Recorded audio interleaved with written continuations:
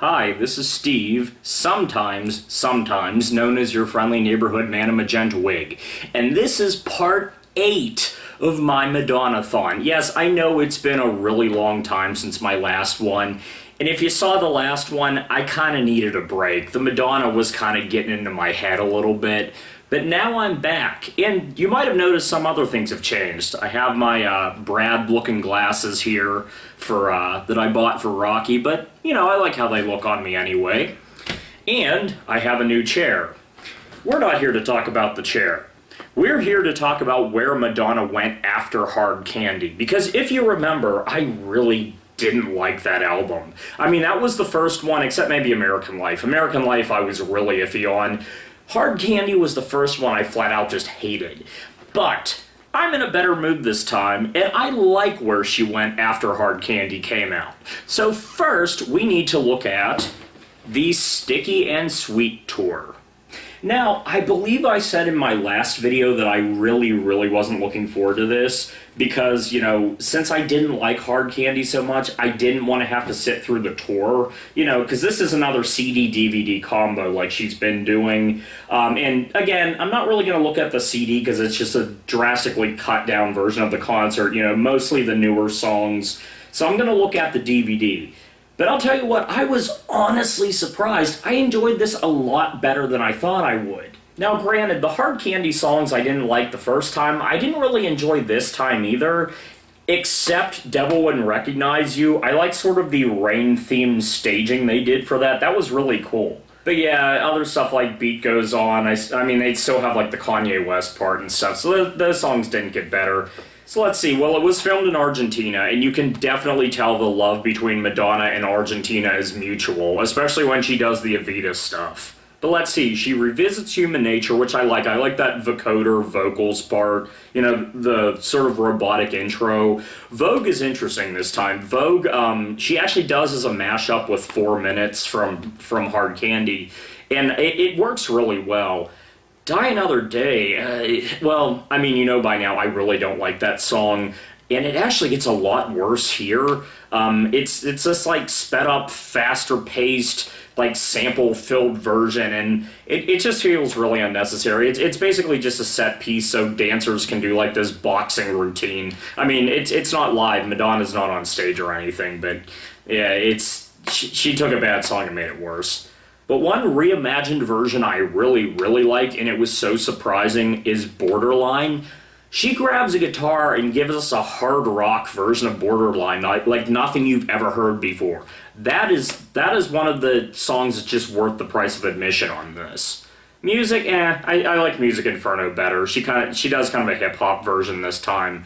I really liked the whole, like, Spanish section in the middle of the show, except the song Spanish Lesson, which was on Hard Candy, and I didn't like it then either, but everything after that, like La Isla Bonita, then she kind of sits off to the side and lets these South American musicians and dancers take over for a little while. That's really cool, and of course, that whole section leads right into the Evita stuff, and like I said, she's in Argentina. They love Here and You Must Love Me, and of course, Don't Cry For Me, Argentina. So that's definitely a fantastic part of the show. And you get to see more of Madonna on guitar as well.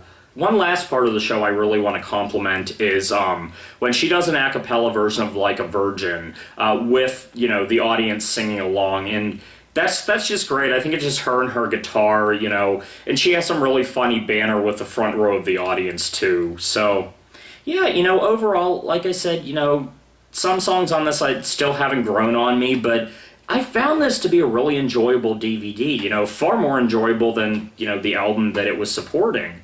So, yeah, Sticky and Sweet tour. Really worth your time. Now, MDNA was another one I wasn't really looking forward to because things I heard about it weren't that great. You know, people had told me that this album continued the downslide she started with Hard Candy, which meant that when I actually heard this album, I was shocked. I mean, this was a lot better album than I expected. It's not anything like Hard Candy. I mean, it's almost like sweat running down my nose. It's almost like Madonna realized how much she muffed up with Hard Candy, you know, that Pharrell Williams style, and she went back to the Confessions on a Dance Floor style. I mean, this is a lot like that album. And right from the first track, Girl Gone Wild, I mean, it's got some memorable, like, toe tapping, get you moving, get your ass shaking songs. I mean, yeah, now, of course, Girl Gone Wild, you know, the title alone kind of dates it a little bit. That phrase is kind of cliche, but really gets the album off to a great start. Now, on this version, because this is the 2-disc version with the, there's another CD with an extra 5 songs, but I'll get into that a little bit later. Track 2 on this one is Gang Bang. Now, it confused me because I originally bought the 1 CD version, and every track list of this album I found online had that as track 2. My copy didn't.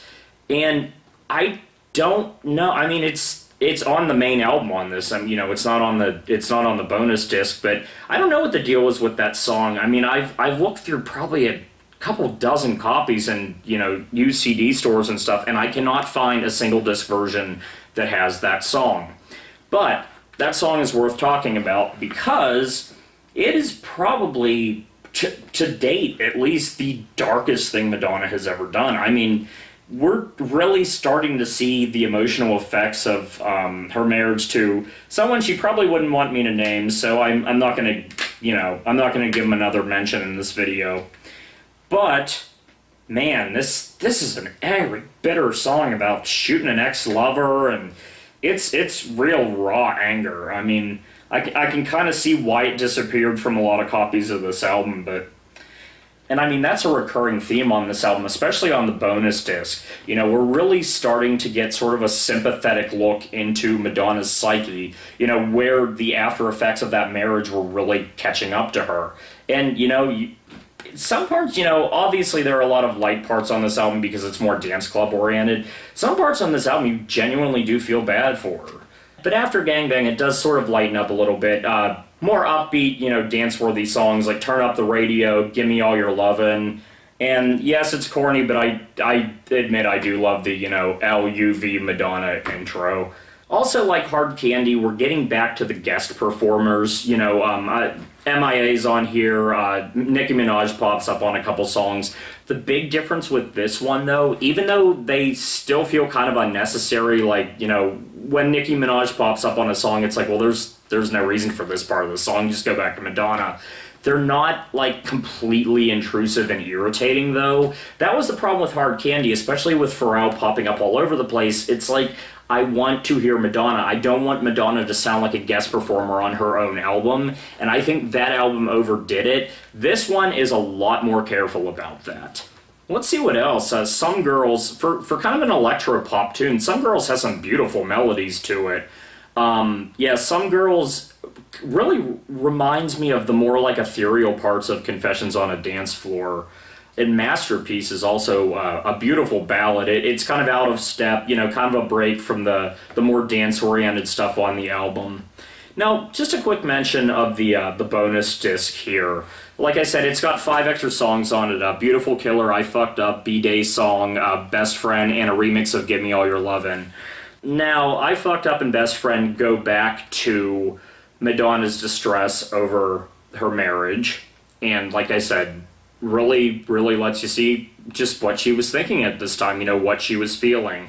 B-Day Song, I admit it, is probably the cheesiest thing Madonna has ever put out, but I kind of love it for that reason. You know, singing a song about her own birthday, you know, it's silly, but it's nice. I like it. It's harmless. The remix of Give Me All Your Lovin' with LMFAO is just, you know, I mean, it is the party rock remix, so you know what you're getting. It's unnecessary, but yeah, MDNA honestly surprised me. I really enjoyed this album. Like I said, she was back in the Confessions on a Dance Floor mold, and I loved that album, so I really enjoyed this one. Okay, and finally for this installment, we're going to take a look at the MDNA World Tour. Yeah. Now, there were a lot of upbeat moments on MDNA, you know, that kind of balanced out the more emotional stuff.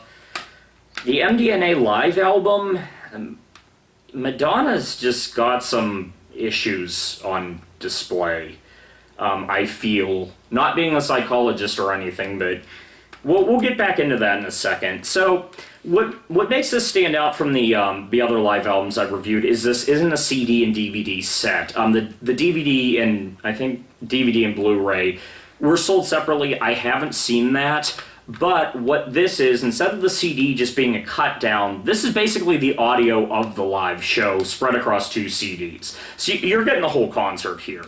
The problem with that is, though, that stuff that was played on the video screen, you know, stuff that was entirely visual, like the Virgin Mary intro and the little interlude with pieces of Justify My Love, you have no fucking idea what's going on. I mean, you just hear, like, noises and sound effects. You have no idea what anyone's reacting to. So, in that regard, you know, just being, like, the audio of the video doesn't really work. But yeah, there's just a really odd negative vibe that hangs over this concert. I mean, it just has this really uncomfortable feel to it, especially on the first half of the show. You know, the second half has some lighter parts, but man, the first half, I mean, you just feel like Madonna was just going through a really bad time when she did this. I mean, putting Gangbang, like, as one of the first songs on the show is not set in a good tone. You know, and not long after that, she gets into a revamped version of Hung Up that basically takes a good song and turns it into something that sounds a lot like a gothic death march. I mean, just very strange. I mean, there are some interesting moments, like Open Your Heart gets this sort of Celtic-sounding rearrangement with this, like, male vocal group doing the backup, and it's you know, that's interesting, but speaking of, like, rearranged songs, this one just puzzled me. I mean, Like a Virgin is done as, like, this slow, sad, like, piano ballad, which just, you know, again, just puts this odd air over the whole thing. You know, it just adds to that, like, negative vibe. Vogue, on the other hand, is done surprisingly straight. Like, she does it, like, 90s style, you know? It's not some, like, up-to-date remix or anything. Which leads into Erotic Candy Shop, where she does, like, as it sounds like, an erotica-styled version of Candy Shop, which is, you know, it's not great, but it kind of works. And, you know, the 90s vibe continues right into Human Nature. Human Nature comes back, too, but, yeah, I gotta say, you know, this one is pretty rare. I never actually saw a copy of this in the store. I actually had to order this from Europe, which was another reason why this one kind of took a while. But yeah, that one's not making me very hopeful for the future. But until then, I am Steve, also known as your friendly neighborhood man in magenta wigs, sometimes, sparingly, and I bid you farewell. Oh, see, this is why I can't lean forward in this chair.